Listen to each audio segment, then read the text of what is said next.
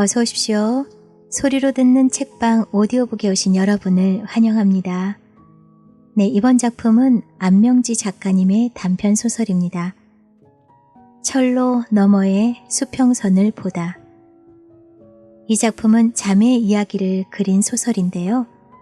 소설 속 화자인 막내가 큰언니 집을 가기 위해 전동차를 기다리며 이야기는 시작이 됩니다. 어릴 때부터 강하고 단단하던 언니였지만 뇌출혈로 쓰러진 형부와 딸들의 손주까지 봐주며 먼지 하나 없는 살림을 해내고 있는 언니의 모습을 보면서 스스로 몸을 불사르는 촛불의 운명 같다는 것을 뒤늦게 깨닫게 됩니다. 소설 속 이야기 중에 이런 말이 나오는데요. 나는 싱거운 삶을 마시고 언니는 쓰고 달고 야무진 언니의 삶을 마셨다. 같으면서도 다르고 다르면서 같은 두 여자의 삶이 자그만 컵이 되어 앉아 있었다. 우린 어떤 삶을 마시고 있을까요? 안명지 작가님의 단편 철로 너머의 수평선을 보다. 본문 낭독 시작하겠습니다.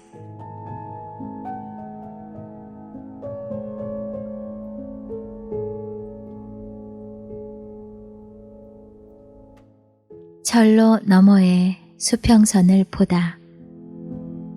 안명지. 플랫폼에 서서 끝없이 이어진 철로를 바라보고 있었다.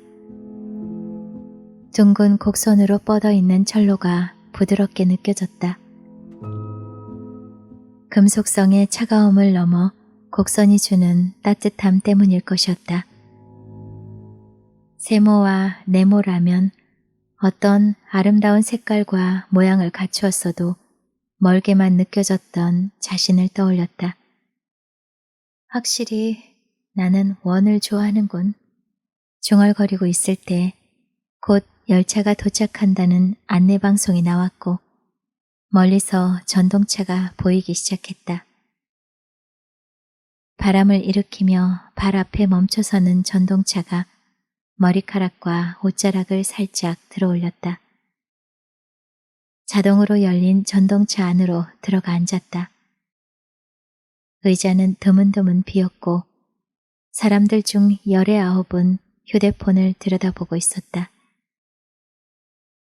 그걸 증명이라도 하듯 전철 내부를 천천히 일별하는 동안 내 눈과 마주친 사람은 한 사람도 없었다. 모두 고개를 숙이고 손바닥만한 기계와 감정 교류 중이었다. 군중에 속해 있으면서도 혼자인 사람들, 홀로 목적지를 향해 어딘가로 가고 있는 사람들의 풍경이 생경하지 않은 것이 도리어 생경했다.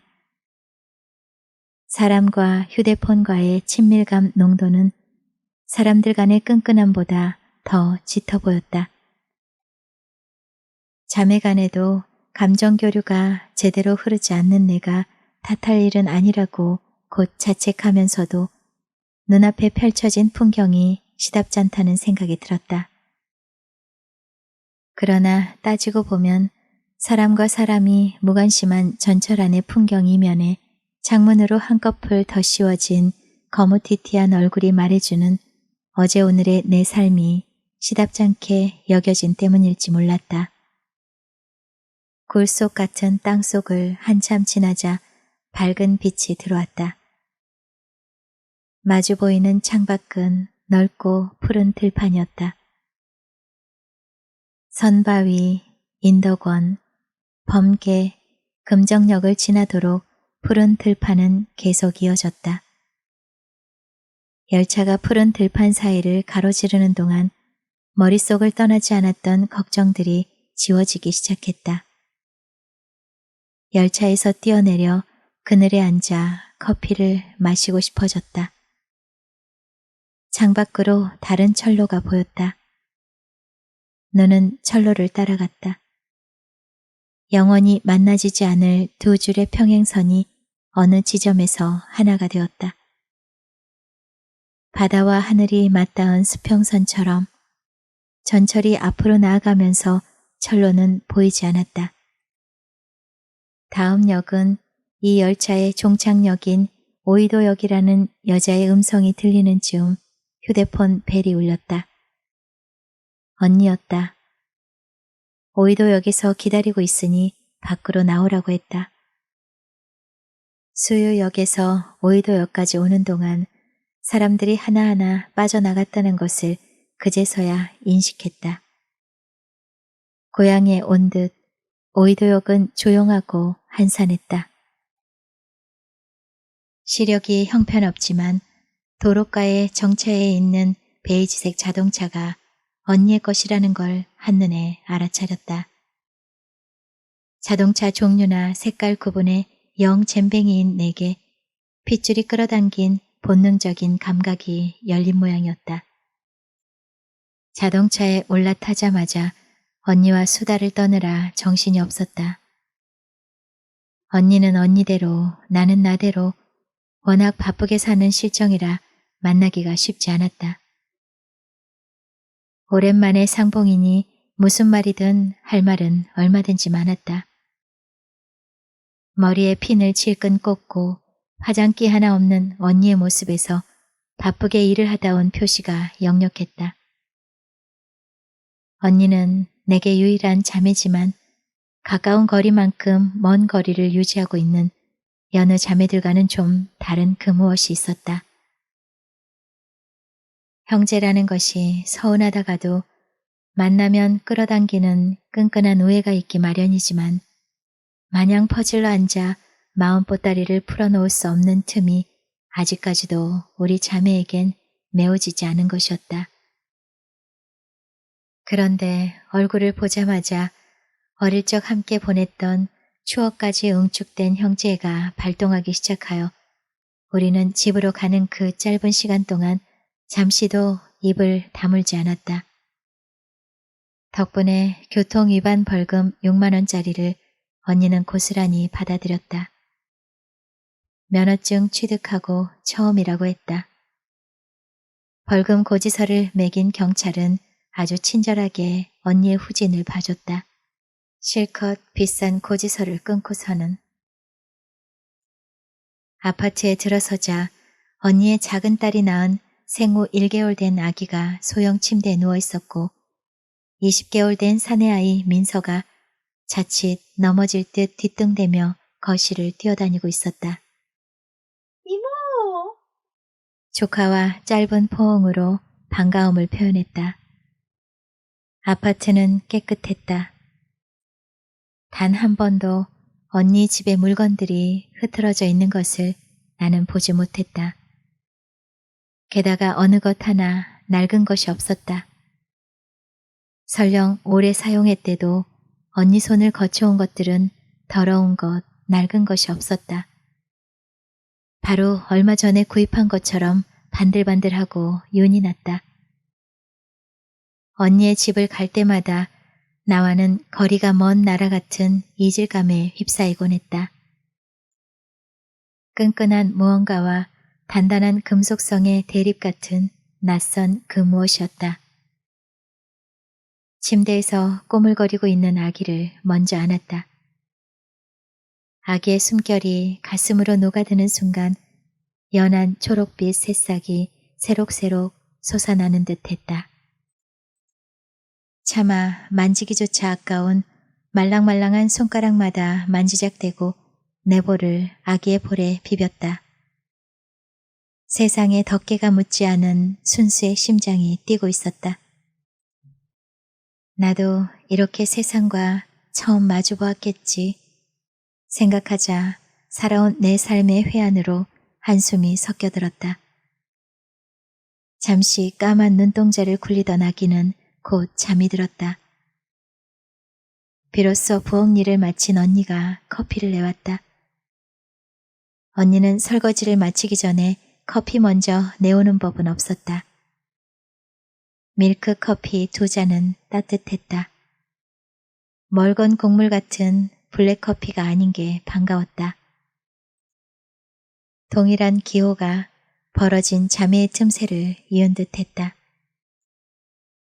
변화무쌍할 충분한 시간에도 불구하고 처음 먹었던 커피 프림 설탕이 모두 들어간 맛만을 고수하는 자매의 유일한 공통점은 아직도 유효했다.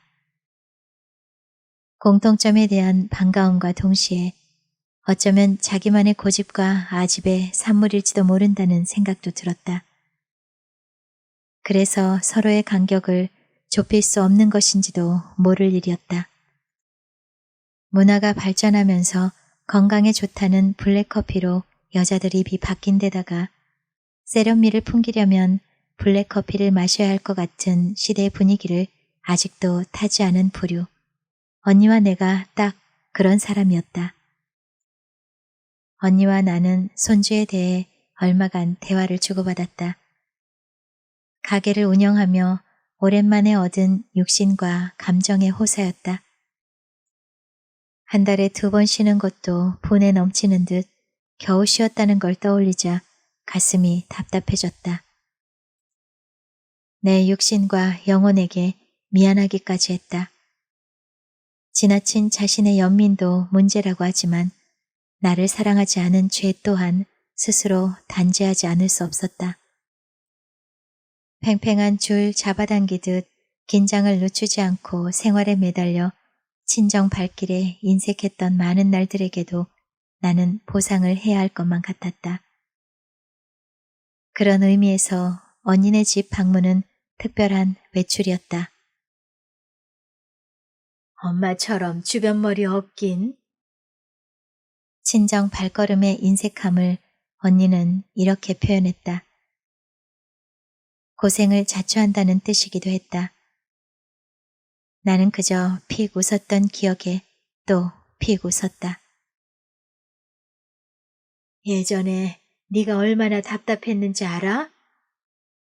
정말 속이 터졌어. 언니는 측은해하는 눈빛으로 말했다. 아직도 내가 마음에 들지 않는다는 전제를 깐 것이었다. 흘러가는 대로 사는 나의 문제를 일깨워주는 건 언제나 언니였다. 이런저런 말도 핑계 같아 마땅히 대답해야 할 말을 잃었다. 사람들의 마음을 헛집어 손해를 보는 나에 비해 언니는 남에게 빈틈의 여지를 주지 않는 야무진 여자였다. 형부의 적은 월급을 아끼고 아껴 저축했고 낭비라고는 찾으려야 찾을 수 없을 정도로 검소했다. 아니, 검소라는 말이 사치일 만큼 언니는 먹거리조차 아껴가며 저축을 하는 게 삶의 목표라 해도 틀리지 않았다. 재산은 조금씩 불어났고 안정된 생활로 자리 잡으면서 특별히 잘 사는 건 아니지만 중산층 정도의 삶은 유지되었다. 에이구, 언니라도 자리를 지켜야 너희들이 와서 편하게 쉴 수가 있지. 내가 말을 안자 언니는 굳이 묻지 않은 말을 던졌다. 오래전에 엄격결에 돈을 빌려주고 채무자에게 맞았다는 소리를 듣고 쫓아온 언니였다. 2 팔을 걷어붙이고 채무자 집으로 향하던 언니는 여전사였다. 나는 길만 인도하며 언니 뒤만 졸졸 따라갔고 언니는 휘적휘적 팔을 휘휘 저으며 분노의 얼굴로 내 머리채를 잡은 채무자의 집으로 제게 걸어갔다. 얼마나 답답했으면 쫓아왔을까 싶은 마음도 오랜 시간이 지나서야 들었다. 너는 엄마를 쏙 빼닮았어. 오랜만에 듣는 엄마라는 단어였다. 아가 아가 하던 엄마의 목소리가 어디선가 부드럽게 흘러드는 것 같았다. 눈가에 주름살을 잔뜩 만들고 입가에 엷은 미소를 지으며 교복을 입은 나에게 아가라고 부르던 엄마는 봄볕보다 더 따뜻했다. 내가 왜 애기냐고 물었을 때 네가 애기지 뭐니 하던 엄마였다. 나는 작은 침대에 아기를 내려놓으며 그제야 대답했다. 알고 있어. 엄마 성격이랑 닮은 거. 그래서 엄마와 갈등이 없었다는 말은 하지 않았다. 좀 야무져봐. 알았어. 이젠 철들었어, 나도. 아기를 토닥토닥하곤 커피잔을 들었다. 내 입에서 낸 말인데도 그 말이 싫었다. 나도 내가 마음에 안 들어. 내가 덧붙였다. 언니가 웃어야 할지 울어야 할지 모른다는 묘한 표정을 지었다. 그래, 너 잘났다. 커피가 바닥을 드러냈다. 민서가 거실 이쪽 저쪽을 뛰어다녔다. 언니는 나와 얘기를 하면서도 손주들에게 촉을 세웠다. 엄마는 내가 뭘 먹으면 눈을 흘겼어. 동생들에게 양보하지 않고 먹어서야. 네가 뭘 먹으면 대견해 죽겠다는 눈으로 쳐다봤거든. 나중에 생각해보니 당신하고 나를 동격으로 본 거야. 당신이 자식을 위해 먹지 않는 것처럼 맏딸인 나도 그러길 바랬던 거지. 그래봐야 나도 아직 어린애였는데 말이야. 뜻밖이었다. 여태 내가 기억하고 있는 엄마의 부드러운 눈빛과 말투가 다른 형제들에게도 똑같이 살아있는 감각이라고 생각했었다. 언니 말을 듣고 보니 그제야 다른 형제들에게 유난했던 엄마의 모습을 본 기억이 떠오르지 않았다. 언니의 말을 되새기고 있을 때 거실에 늘어진 관엽식물인 제스민 곁으로 뛰어가던 민서가 넘어졌다. 나는 용수철처럼 일어나 민서를 일으켜 세웠다. 다행히도 다치진 않았다. 언니가 앉고 머리를 쓰다듬고 나자 민서는 아무 일도 아니듯이 씩 웃었다. 화분을 바로 세우자 제스민 잎들이 흔들렸다. 제스민은 지난 여름보다 더욱 자랐고 녹색의 잎이 짙어졌다. 언니는 손주들 자라는 것만큼 그것들 자라는 거 보는 기쁨도 크다고 했다. 나는 제스민의 잎들을 손가락으로 비볐다. 좀 더 두터워졌고 단단해진 잎에다 코를 갖다 댔다. 풋풋함 말고는 그닥 향기가 나지 않았지만 싱그러웠다. 얼굴을 잎에서 떼는데 가는 줄기 여러 개가 눈에 들어왔다. 큰 줄기에서 뻗은 여러 가지들은 한 뿌리에서 난 언니와 나를 보는 것 같았다. 고개를 돌려 언니 쪽을 보았다. 고무장갑을 끼고 그릇들과 씨름을 하고 있는 언니의 등이 약간 곡선을 이루고 있었다. 예전엔 보지 못한 모습이었다.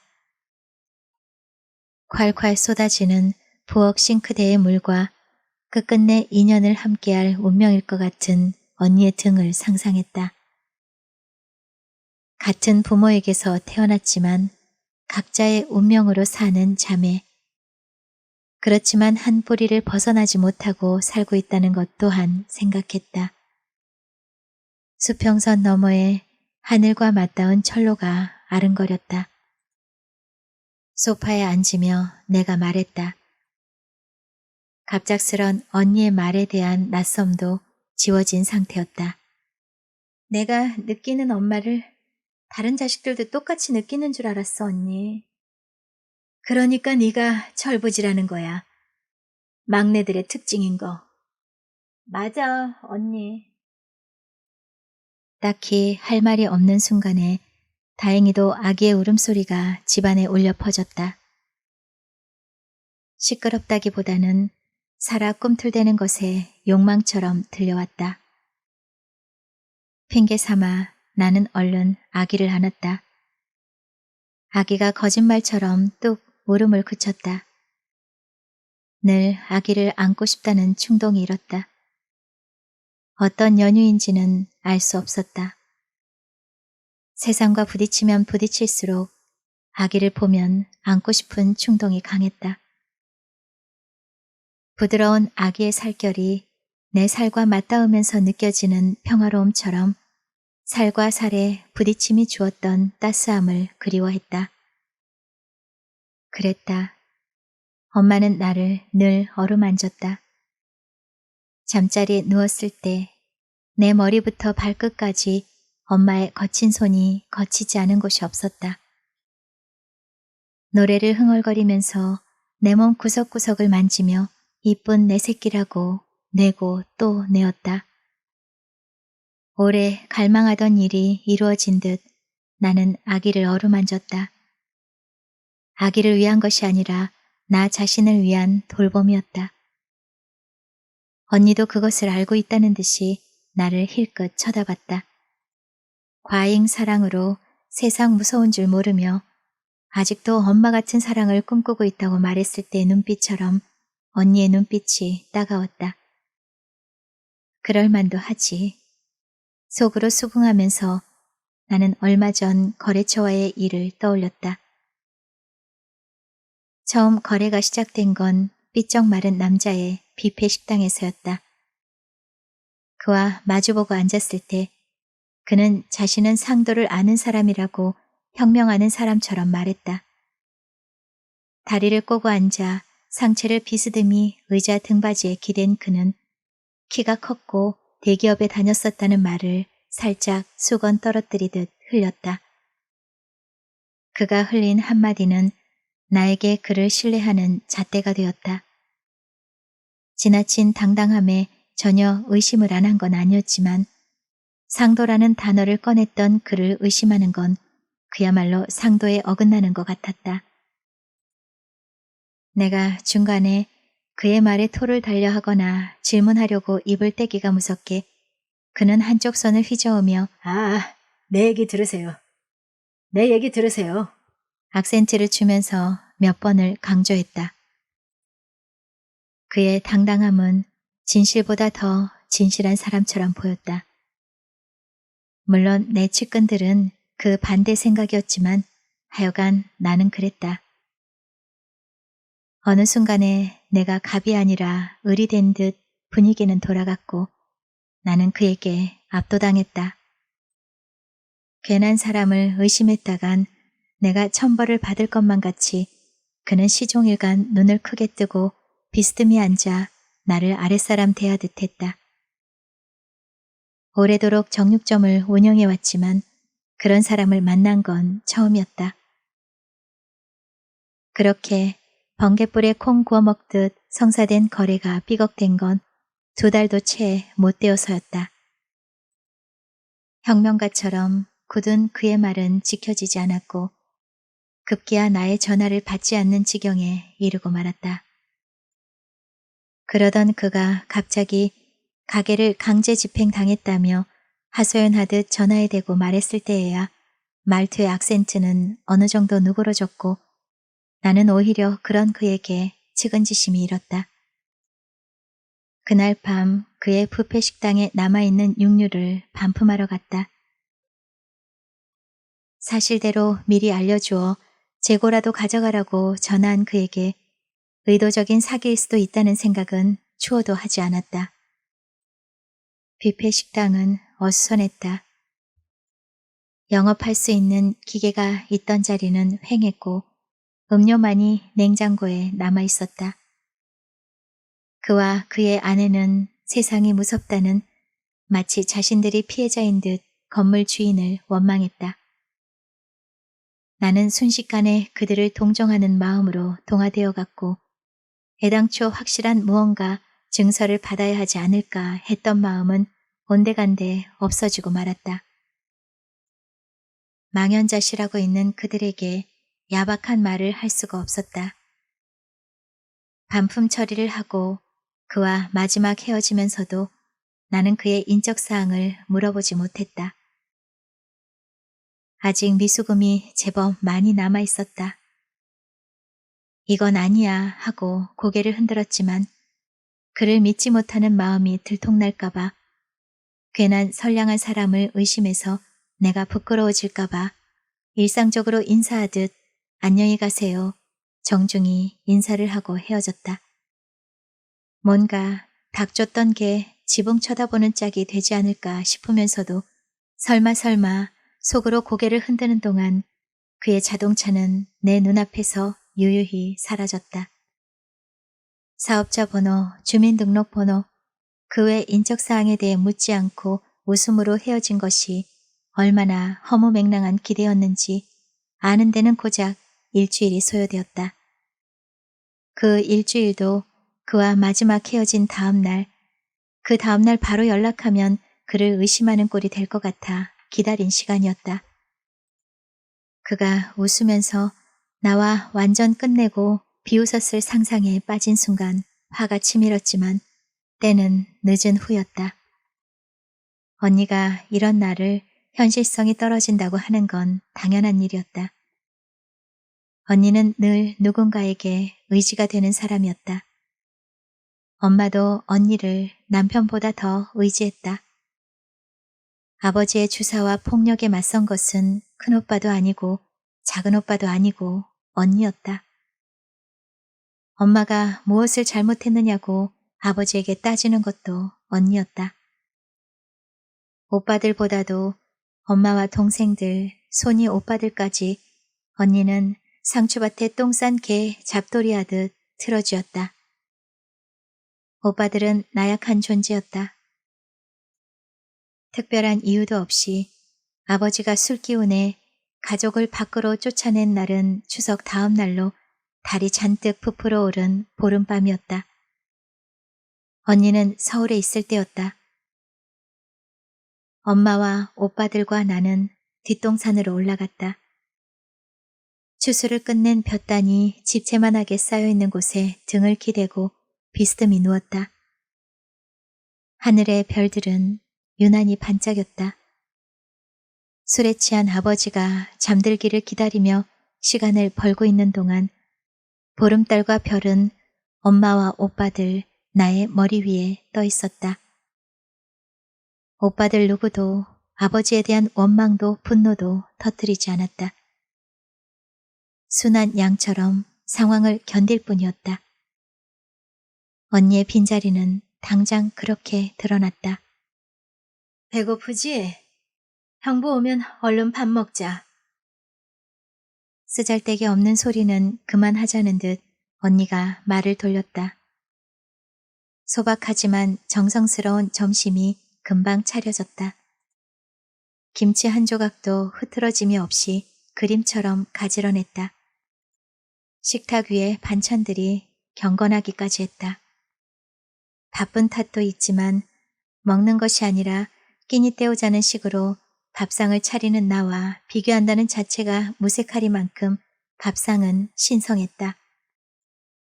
의식주가 삶에서 중요하지 않다고 단언한 나였다. 언니와 나의 삶의 질과 척도는 이렇듯 너무도 달랐다. 행동은 사고에서 나오는 법이었다. 먼지 하나 없는 완벽한 언니의 집을 나는 때로 답답하게 느꼈고 언니는 흐트러지고 사람을 무턱대고 믿는 것이 생활화된 내가 도무지 이해되지 않아 고개를 절레절레 흔들었다. 내게 거슬리지 않는 것이 언니에겐 신경을 곤두서게 했다. 엄마가 하는 일이 내겐 아무렇지 않은데 언니 눈엔 온통 거슬렸던 것처럼. 이렇듯 언니와 나는 어느 한 구석 닮은 곳이 없었다. 엄마를 닮은 외모를 제외하곤. 나이는 그냥 먹는 게 아니었다. 나도 언젠가부터 밥을 정성 들여 먹고 싶어졌다. 어느 순간 찾아온 우아한 중년과 노년에 대한 갈망을 하던 즈음이었고 그 이후 구체적인 우아함에 대한 것이 무엇인가 확인하게 되었는데 그것은 언니가 차린 정갈하고 경건하기까지 한 식탁 앞에서였다. 한 끼를 때우는 것이 아니라 정갈하고 여유있게 먹는 식사가 제대로 된 식사라고 말해주는 것 같은 식탁이었다. 삶은 여유이고 나를 지키는 건 경건한 식사부터일지도 모른다는 생각이 든 것이었다. 정신없으니 먼저 먹으라는 언니 말에 나는 수저를 들었다. 한 가지도 간이 맞지 않는 것이 없었다. 기본을 충실히 하는 언니, 기본을 무시한 나와의 차이점에서 벌어진 삶의 질 차이는 컸다. 정리정돈을 기본으로 삼기 때문에 언니의 삶은 다른 부분에서도 엉키게 하는 법이 없는 반면 술렁술렁 모든 걸 허락하며 오로지 따뜻한 감정을 주는 관계에 중점을 둔 나의 삶은 얽히고 설켜 있었다. 당장 바라보는 곳이 다르니 언니와 나는 틈이 벌어질 수밖에 없었고 서로 이해하기 어려운 게 자명한 일임을 식탁 앞에서 나는 실감했다. 운동 갔던 형부가 들어왔다. 낮부터 형부의 표정에서 언니를 비난하는 눈빛이 역력했는데 아직도 형부의 얼굴은 굳어 있었다. 느린 걸음으로 형부가 식탁 앞에 앉기까지 시간이 꽤 걸렸다. 뇌출혈로 쓰러진 지 몇 년째인 형부는 어른이 아니라 언니가 돌봐야 하는 아기 중의 일원이었다. 밥상에 차려주고도 언니의 왼손, 오른손, 왼발, 오른발, 눈짓, 발짓이 다 동원되고 있었다. 형부는 걸을 때는 환자 같지만 앉아있을 땐 정상인 같았다.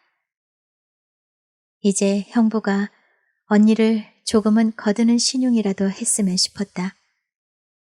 환자보다 때로는 보호자가 더 안 돼 보일 경우가 있는데 언니를 원망의 눈초리로 바라보는 형부보다 언니가 더 안 돼 보였다.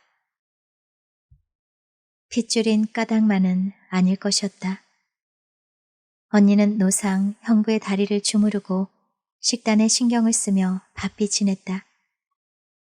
그래도 세월이 지나면서 형부는 점점 웃음을 잃어갔다.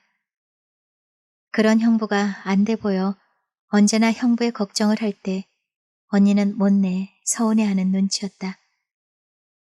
아픈 사람이 제일 불쌍하잖아. 했을 때 마지못해 그렇지 라고 대답하는 언니의 말투와 표정은 쓸쓸해 보였다. 언니는 형부에게 운동을 많이 하라고 했고 그 말에 불끈 인상을 쓰는 형부가 낯설었다. 가슴 밑바닥에서 올라오는 어떤 분노의 표징처럼 형부의 표정이 강했던 적은 처음이었다. 잠깐 동안 집안에 이상한 기류가 흘렀다. 형부가 젓가락으로 반찬을 집었다. 식탁에 수평으로 놓여있는 젓가락들이 형부와 언니의 벌어진 간격처럼 보였다. 언니의 손이 필요한 건 온 집안의 곳곳에 있었다. 언니 등에 짐짝 5개가 둘러붙어 있는 듯 했다. 아무리 내리사랑이라지만 그 많은 사람들의 뒤치다꺼리를 언니가 해낸다는 생각에 가슴이 답답해졌다. 남의 일거리를 그냥 보아넘기지 못하는 언니의 자발이 문제라고만은 할 수 없었다. 형부가 몇 숟갈 뜯어 말고 자리에서 일어났다. 그 사이 햇빛이 누그러들었고 언니가 커튼을 열어젖혔다. 엄마는 주변 머리 없어.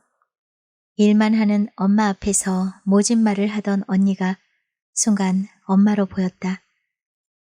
엄마가 언니의 어깨를 두드리며 눈물을 흘릴 것 같았다.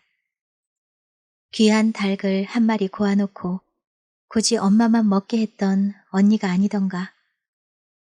내가 아무리 엄마와 공감을 했더라도 기운 없는 엄마에게 닭을 고아줄 생각이나 능력은 없었다. 언니는 아기를 보느라 내가 다 먹은 다음에야 국에 밥을 말아 대충 먹었다. 자신만 아무렇게나 먹고 있었다. 어디서 어떻게 튈지 모르는 민서의 장난을 주시하지 않으면 안 되는 일이긴 했다. 언니의 눈과 귀는 어디에서도 아이에게 집중되어 있었다.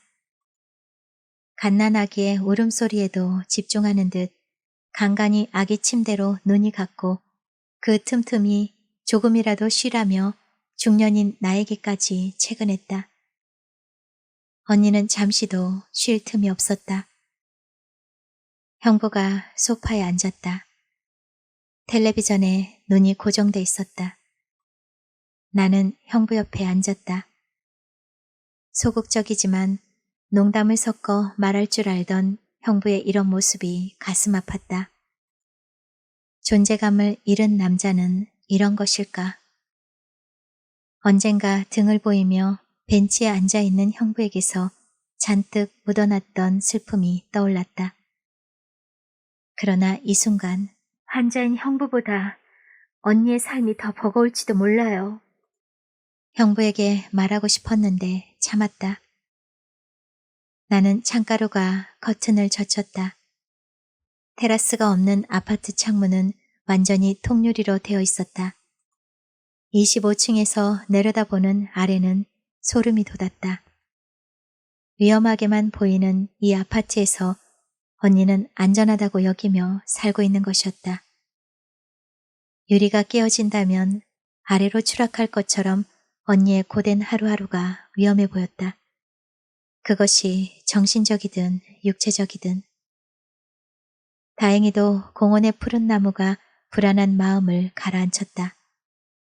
나는 한숨을 내쉬었다. 잠이 쏟아져 침대에 누웠다. 설거지를 막 끝낸 여자는 방으로 들어갔다. 방은 깨끗했고 흐트러진 게 하나도 없었다. 여자는 3단짜리 서랍을 앞으로 잡아당겼다. 하얀 옷들이 조금 더 흐트러짐 없이 차곡차곡 개켜 있었다. 눈이 부실 정도로 옷들은 희었다. 갑자기 여자가 옥양목 같은 흰 옷에 오줌을 누기 시작했다.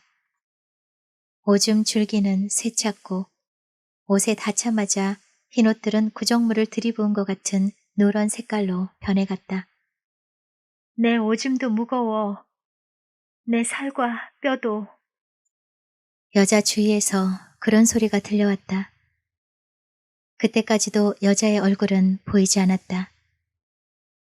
하지만 언니라고 알고 있던 나는 필경 언니가 병이 난 것이라는 생각을 했다. 나는 흐느껴 울었고 실제로 흐느낌을 내 자신이 의식하고 있었다. 얘 왜 그래? 왜 울어? 그때 언니가 나를 흔들어 깨우고 있었다. 꿈 꿨니? 무슨 꿈을 꿨길래 그렇게 슬피 우니? 그냥 생각 안 나. 나는 얼버무렸다. 언니는 옆에 널려있는 손주 장난감을 치우고 이부자리에 아귀를 반드시 맞추고 있었다. 나는 무거운 짐에서 벗어나고 싶은 언니의 무의식 세계를 본 듯했다. 언니가 가여워졌다. 가난이 준 만큼 절실했던 부에 대한 갈망이 컸을까? 아버지로 인해 불안했던 유년 시절의 상흔이 완벽한 가정과 안락한 가정에 목숨 걸도록 했을까? 그래서 자신의 몸을 불사르고 있는 것일까? 자신의 세계는 조금도 없이. 어린 시절 같은 환경에서 살았으면서도 따뜻한 교류에 목숨 거는 나를 생각했다. 나를 돌이켜보니 엄마에게 받은 사랑을 찾아 그것이 마치 삶의 전부이듯 따뜻한 감정 교류에 치우쳤던 기억이 수도 없었다. 엄마의 눈빛과 손길에 취한 나머지 나는 평화주의자라는 나만의 동굴을 만든 것이었다. 반대로 진취적이지도 정열적이지도 못한 우유부단함의 또 다른 이면에 속해 있는 걸 가장하면서 말이다. 왜 우린 가난해야 하는지, 아버지는 왜 가족들에게 분노를 터뜨려야 하는지, 그것을 막을 방법은 없는 것인지 생각조차 하지 않았던 것이다. 언니가 엄마처럼 사는 나를 못마땅해 했던 건 결혼하는 것부터였다. 마음에 들지 않는 남자와 만난 것부터 현실성이 떨어진다고 했다. 내가 사람들에게 돈 심부름을 해서 이자까지 다 물어주는 지경에 이르렀을 때, 그러고도 태연하게 살 때, 남편의 외도를 알고도 묵묵히 살아갈 때, 언니는 답답한 나머지 나에게 애물단지라고 했다. 사람과 생활에 휘둘려 경제가 파탄났을 때 나는 고향을 찾았었다. 고향집에서 하룻밤 머물기로 맘먹고 떠난 것이었다. 방 안에 누웠다가 마루로 나가는 중이었다. 이미 허물어진 지 오래인 대문이 눈에 보였고 색동저고리를 입은 소녀가 가랑이를 벌리고 대문 문턱에 앉아 있었다. 나는 눈을 비볐다. 얼굴은 보이지 않았지만 분명 내 형상을 한 소녀였다. 넌 누구니? 내가 조심스럽게 물었다.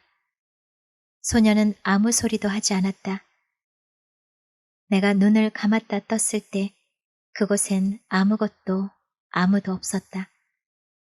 그러나 엄마 앞에서 춤출 때 내가 입었던 것과 똑같은 색동저고리를 입은 소녀가 어린 시절 나라는 확신이 들었다. 아직도 어린 내가 보이는 건 중년이 되어서까지도 세상에 덜 여문 나를 보여주는 것 같았다. 밤이 어느새 어둑어둑해졌다. 건물과 아파트, 상가에서 발산되는 설빛한 불빛은 아름다웠다. 멀리서 보기 때문일 것이었다. 누군가도 내가 있는 아파트의 불빛을 본다면 아름답게 보이리라. 그러나 밝음 속에 한잠을 자고 깨어서 응애하고 우는 아기, 이리 뛰고 저리 뛰며 울었다 웃었다 반복하는 언니의 손주들, 언니의 잔소리에 그만 얼굴빛이 붉어 심기가 불편함을 드러내는 형부, 잠시도 쉴 틈 없이 부엌에서 무언가를 하는 언니의 모습은 보지 못하리라. 환한 불빛 안의 공간에서 벌어지는 전쟁터 같은 상황을 혼자 총알을 피하고 받아내는 언니만의 전쟁터라는 것을. 큰 조카가 지하에 자동차를 주차했다는 신호가 왔다.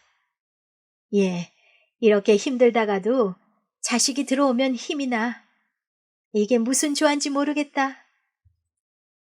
고무장갑을 낀 언니가 미소를 지으며 말했다.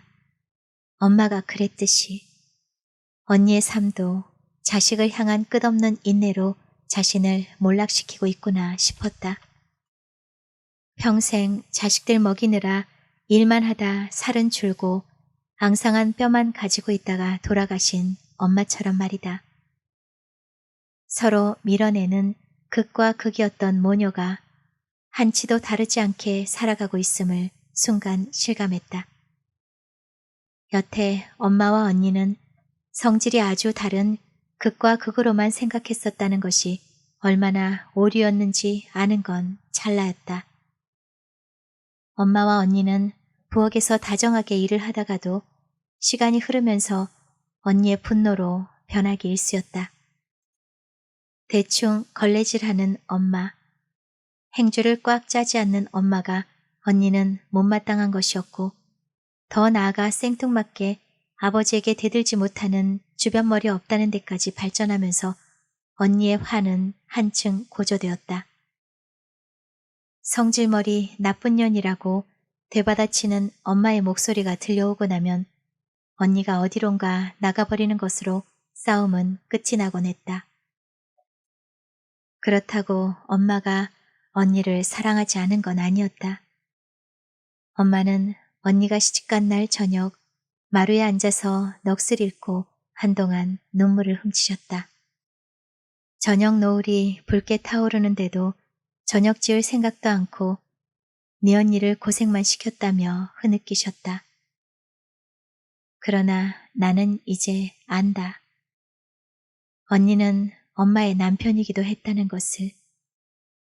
그날 엄마의 눈물의 의미가 단순히 시집 보낸 딸에 대한 그리움과 아픔만이 아니었다는 것을. 언니와 아이들을 제외한 가족이 저녁 식탁에 앉았다. 언니는 아기를 안고 언제 사고 칠지 모르는 아이를 지켜보느라 식탁에서 멀리 떨어져 있었다. 가족들의 편한 식사를 위한 배려였다. 큰딸은 얼른 먹고 엄마의 일을 대신해야 한다는 눈치가 없는 듯 했다.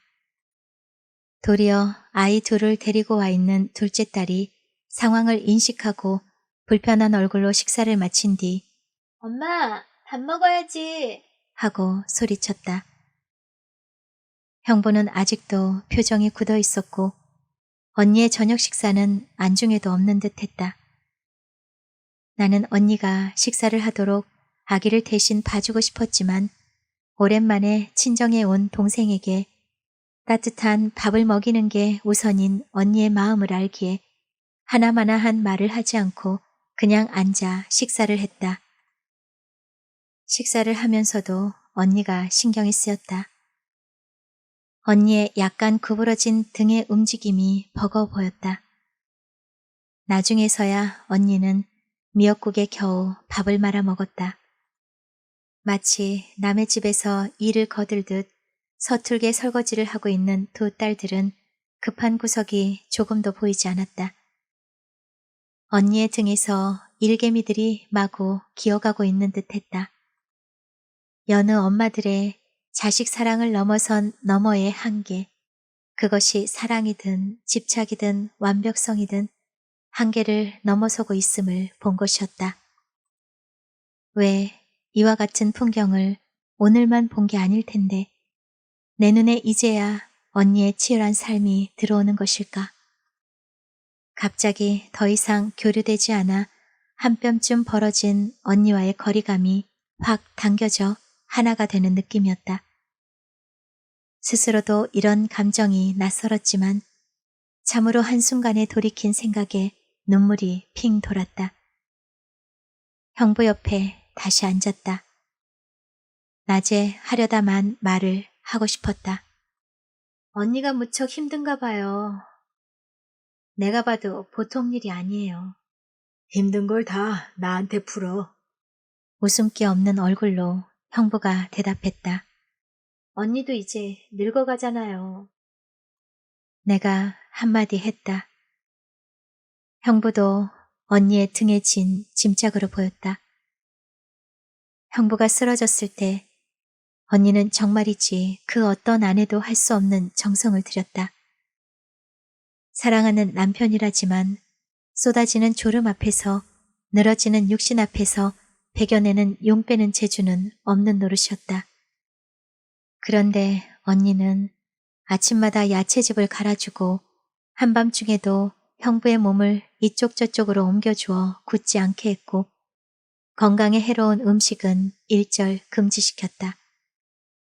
성질값을 한다고 했던가?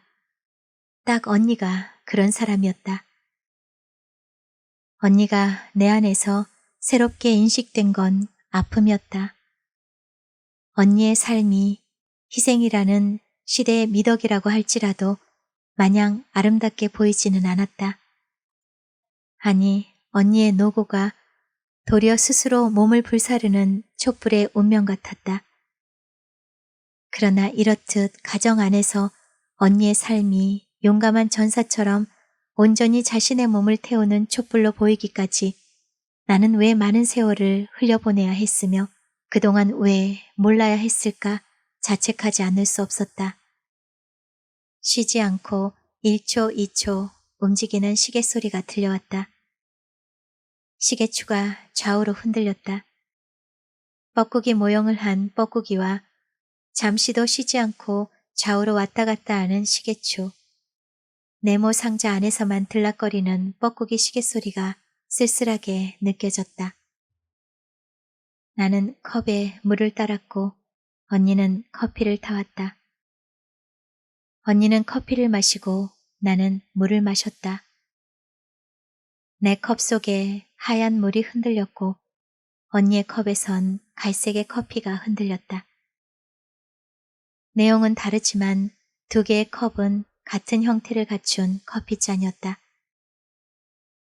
나는 싱거운 나의 삶을 마시고 언니는 쓰고 달고 야무진 언니의 삶을 마셨다. 같으면서 다르고 다르면서 같은 두 여자의 삶이 자그만 컵이 되어 앉아 있었다. 만들어진 대로, 내용물이 담기는 대로 살 수밖에 없는 운명을 가진 두 컵을 보며 가슴이 먹먹해졌다.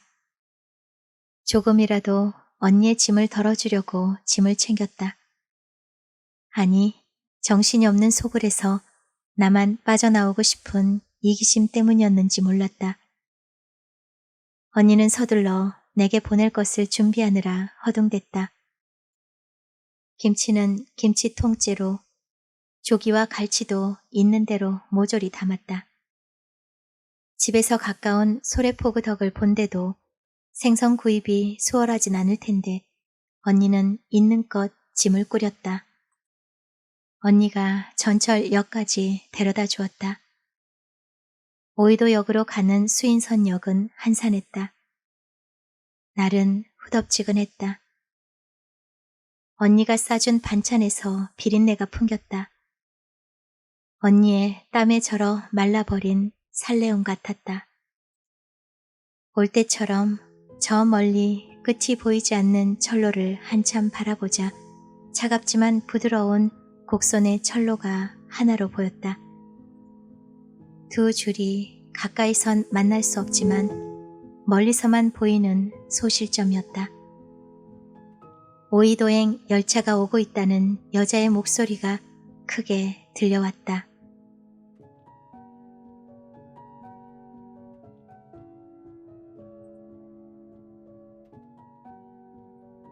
네, 안명지 작가님의 철로 너머의 수평선을 보다 낭독을 마치겠습니다.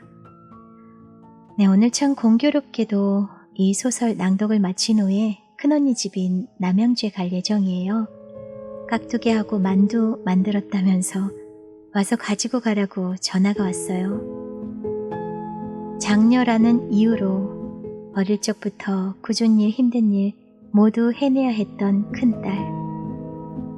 묵묵히 그 삶을 지켜오던 그 언니가 지금은 94세 친정 어머니를 모시면서 또 쓰디쓴 삶을 마시고 계십니다. 네, 이 자리를 빌어서 큰언니한테 감사하고 사랑한다고 전하고 싶습니다. 또한 안명지 작가님, 좋은 소설 많은 분들과 공유할 수 있도록 낭독 수락해 주심에 감사드립니다. 책방 주인은 다음 시간에 또 다른 작품으로 찾아뵐게요. 감사합니다. 여러분의 구독과 좋아요는 책방에 큰 힘이 됩니다.